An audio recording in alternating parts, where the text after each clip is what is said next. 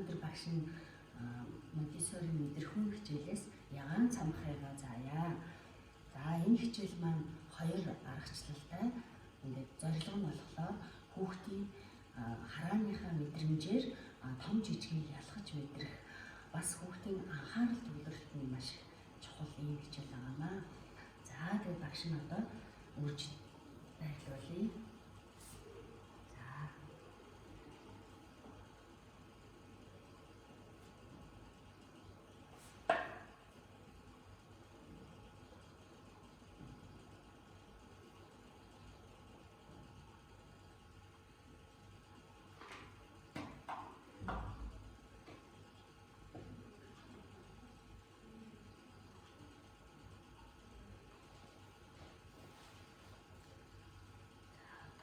Томас нь аваад битрэн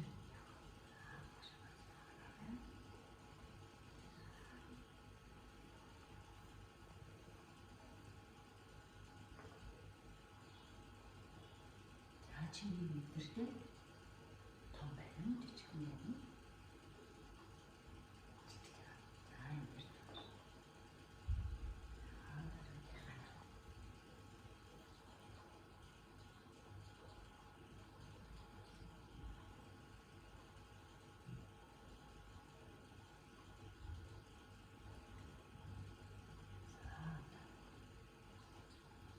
Одоо ямар болж байна? Жижигхэн болж байна уу?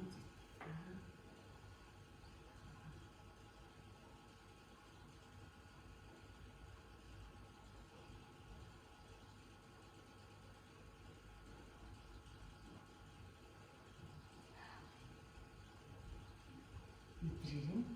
Одоо ямар болж байна? Бүр жижигхэн болж байна.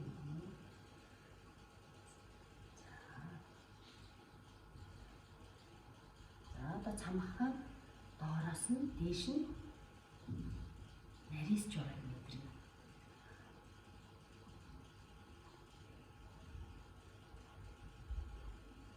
За одоо дээрээсээ нарийнаас өргөн болж байгааг мэдрэнэ.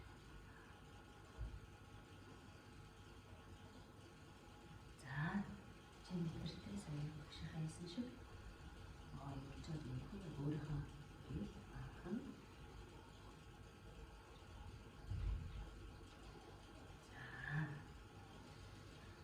нэгдүгээр үе маань. За одоо хоёрдугаар үед хоёулаа хамгийн дээдлийн жижиг авч байгаа. Нэг талынхаа өнцгөр рүү шахна. За одоо энэ өнцгөр рүү шахна. Тийм.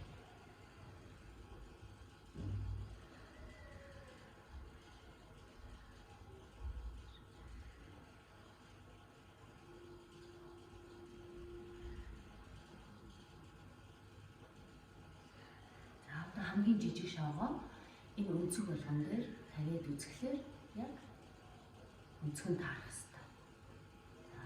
хэрэгтэй. За чи одоо энэ өнцөг дээр тавьж үзтээ.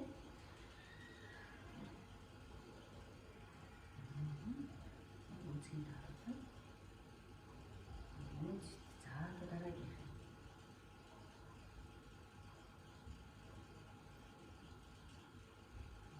яг хэмжээнд таарч байгаа өнцгөө.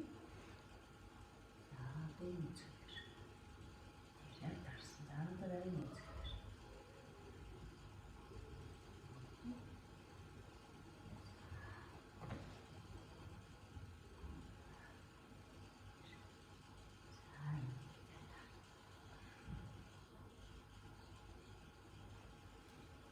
Одоо хамгийн жижигээс эхлэв.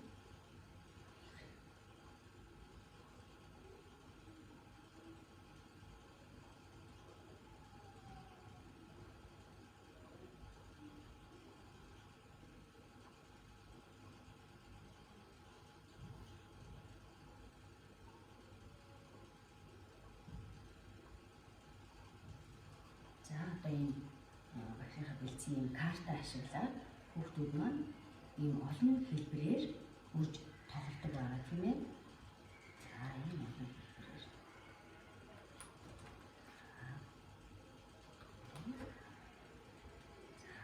За тэгвэл хоёулаа энийг хийж үзье.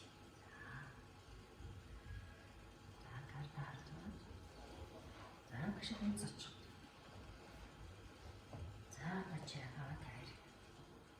Хамгийн том юм.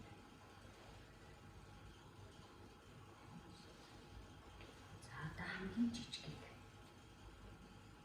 юм. За одоо дараагийн том.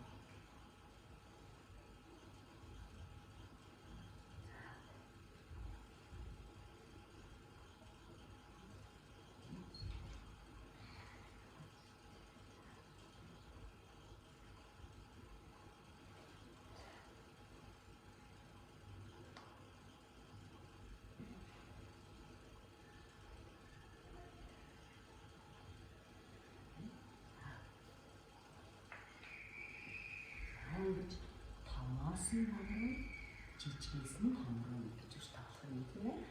За тэгвэл одоо багш нь хүрэн шаттай яаж хийхийг хоёлаа бас хамтдаа хий.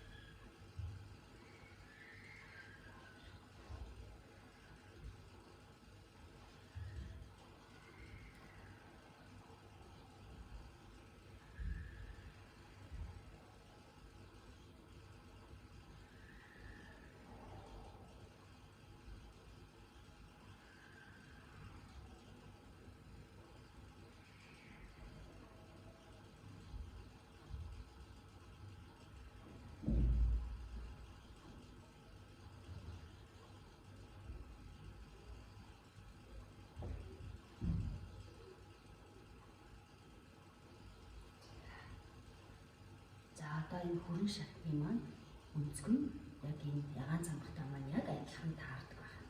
За чи одоо хамгийн энэ дээр алийг тавина гэж бодож байна. За.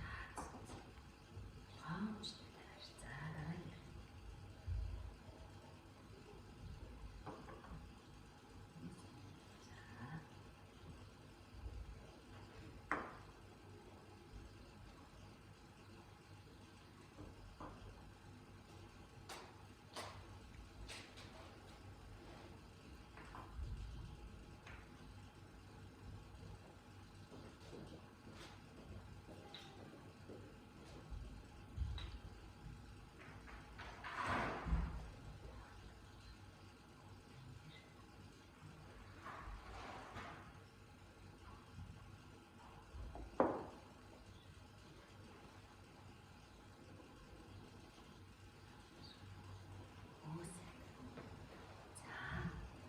Мэтчлэн карта хараад хүүхдүүд маань олон төрлөөр үрж тоглодог байна.